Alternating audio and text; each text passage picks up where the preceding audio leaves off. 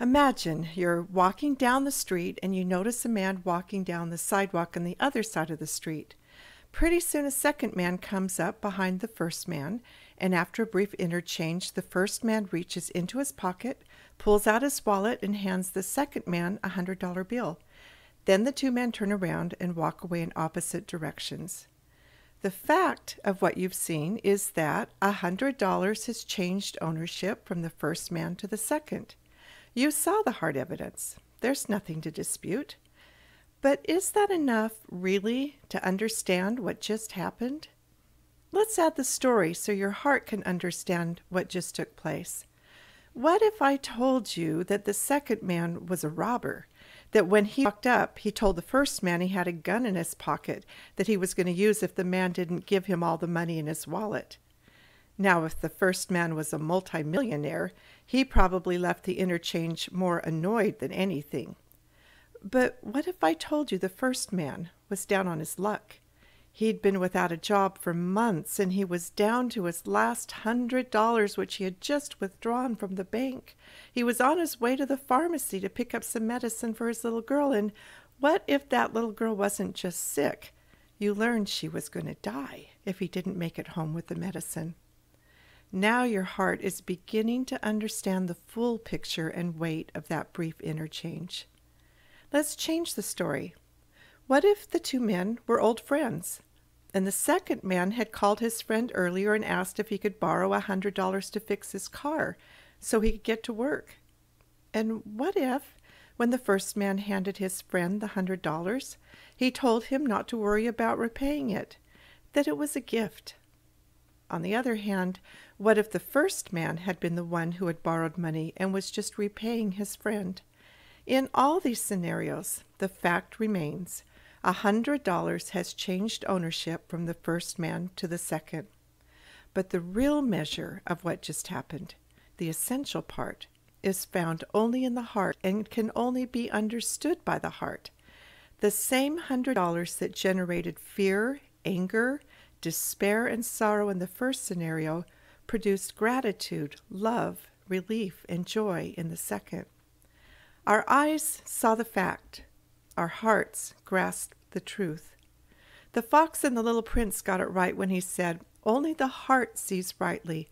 What is essential is invisible to the eye." Or if you remember Virginia's letter to the Chicago Sun asking if there really was a Santa Claus, in part the answer was, "The most real things in the world are those that neither children nor men can see." Which causes more pain? A broken leg or a broken heart?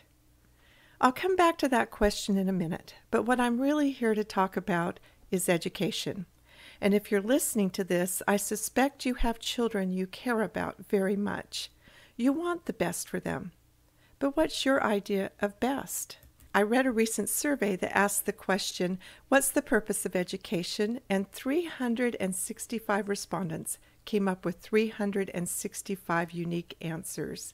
So before you invest any more time with me, you might want to know what my answer is so you know where I'm heading.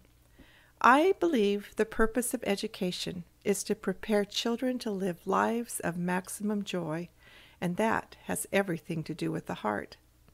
I see the problem with today's education is that we've been so worried about training the mind that we've left the heart behind. The mind feeds on facts and information, while the heart feeds on impressions or feelings.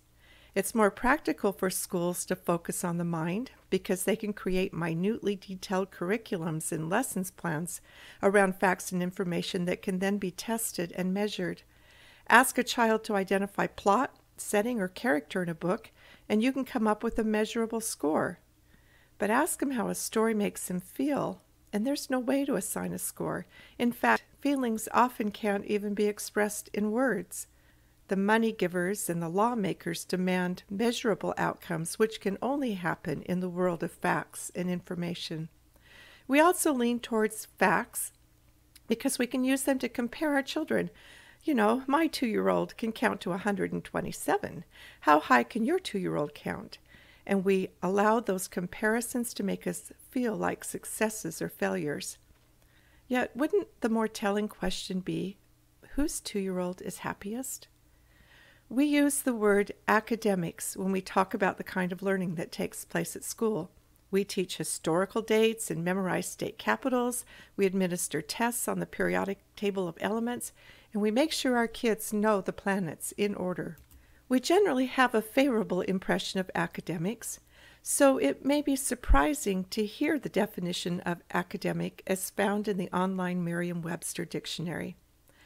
Having no practical importance, not involving or relating to anything real or practical.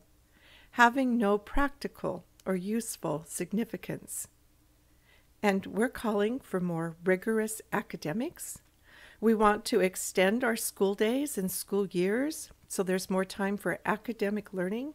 We want to start academic learning at earlier and earlier ages. That just doesn't make sense. As I said before, I believe our schools are in trouble because we've left the heart behind. Only the heart can give value and meaning to facts and information, just as I demonstrated with the story of the 2 men. Learning without the heart is like a lifeless body without the spirit. Emotions set us in motion. They move us. It's our emotions that make us feel alive and make life worth living. The proverb doesn't say, as a man thinketh, so is he. It says, as he thinketh in his heart, so is he.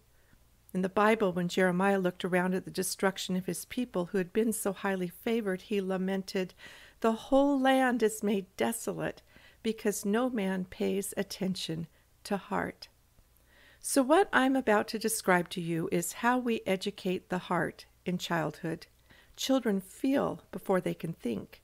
It's the natural order of things, and by following the order of warming the heart before we train the mind, a lot of the frustration children face in learning will be lessened or erased.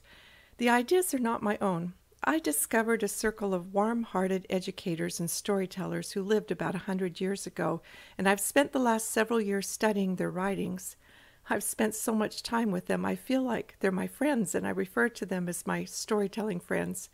Their ideas have enlarged my soul, elevated my mind, and enlightened my understanding, and I'm anxious to share with you what I've learned. They saw this shift from heart to mind taking place in their day. They talked about it. I think they did their best to keep it at bay, but in the end, the mind won out, and their lessons on heart education got buried. We're seeing the consequences of choosing this mind over heart path in our schools. The remedy isn't to run faster in the same direction. The remedy is to go back to the fork in the road and choose to take the path we didn't take. I don't know all the answers or applications, but I invite you to be part of laying a new foundation of learning, or rather restoring a foundation that's been neglected. First, let me introduce myself. I'm Marlene Peterson, founder of Libraries of Hope. Although I earned a degree in child development and family relations, my actual learning has taken place in the laboratory of my own home, where my husband Brent and I raised a family of 9 children. As my husband always says, all of them are boys except 8 of them. Our children fall within an 11-year span, so I know what it's like to have lots of little ones underfoot while tending to their needs under waves of nausea, with a husband who has to be gone long hours to provide, and still never having enough money. We've weathered the crises of broken bones and broken hearts, which, by the way, as to the question I posed earlier, my experience is that broken hearts hurt much more than broken bones and take much longer to heal. As I make suggestions to you, I'll keep all these things in mind. We've public schooled, charter schooled, private schooled, homeschooled, unschooled, and done combinations of all of the above. If your main concern is finding the right path to get your children into college, from my experience, any of them will be just fine. At this time, none of these choices will close the door to the opportunity. Where there's a will, there's a way. All 9 of our children graduated from various universities, with several pursuing advanced degrees. That's not the concern of this presentation. But I mention it because there are those who will reject a philosophy if they don't see how it will increase test scores and directly affect the chances of getting into college. Let me assure you, nothing that I present will take away from those opportunities if that's important to you. The ideas I will present can be used no matter what your choice of schooling is for your children. They provide a necessary balance if your children attend school outside the home. You just won't have the luxury of as much time to implement them as someone who chooses to homeschool. But homeschooling is not an option for everyone, and I'm very mindful of that. Because I know you're busy, I've weighed out the best way to share these thoughts with you. I thought of writing a book, but if you have lots of little ones, finding uninterrupted time to sit down and read may pose a real challenge. So, if you'll allow me, I'd like to come along and visit with you while you're folding laundry, or doing dishes, or cooking dinner, or driving to soccer practice or music lessons. The one talk you might want to sit in front of your computer for is the one on art, so you can look at the works of art as I talk about them. I've also posted a page of resources I'll be mentioning, so you can easily go back and find them. You'll be happy to know most of these resources are free. I recommend that you listen to these in order, starting with the presentation, Sandcastles, Diamonds, and Singing Songs of Joy. This is a keynote address I gave at a couple of conferences this spring, and it really lays the groundwork for why all this matters. Then I'm going to introduce the 7 basic principles of a heart-based education in the next talk. That will be followed by taking each of the languages of the heart one at a time, specifically music, art, particularly the visual arts, poetry, and story, and giving you suggestions for using them in your home. Then I'll share some thoughts on the importance of the Bible in a heart-based education. No matter what your religious belief, the use of the Bible is critical, and I'll explain why. Then we'll move on to nature, God's university. Opening a child's eyes to really see the world he lives in is the first step towards a love of science. After that, I'll explain our story resource guide, which will help you manage and organize a heart-based learning style in your home, and I'll talk about many of the books and resources you see on our site. The next presentation has to do with helping children retain more of what they're learning. Many homeschoolers use notebooking, and this will address using notebooking with a heart-based slant. Then I'll share some ideas I've put together for story clubs that you can use to join with other families and that will give your children more incentives to learn and to read. Even if you choose not to form a club, I think you'll like the resources that I'm putting together for that. And then finally, some concluding thoughts. I hope these little heart-to-heart talks will give you some fresh ideas and new possibilities, and that as you apply the ideas, you'll share your experiences and successes with others. For that purpose, we've set up a private group Facebook page that I invite you to join, and that will also provide the easiest way for me to share new resources and ideas that I come across. I am so impressed with the level of dedication and the creative pool of talent I see in young mothers today, and I so hope that what I have to offer will be a blessing to your homes and your families. Thanks for taking time to listen.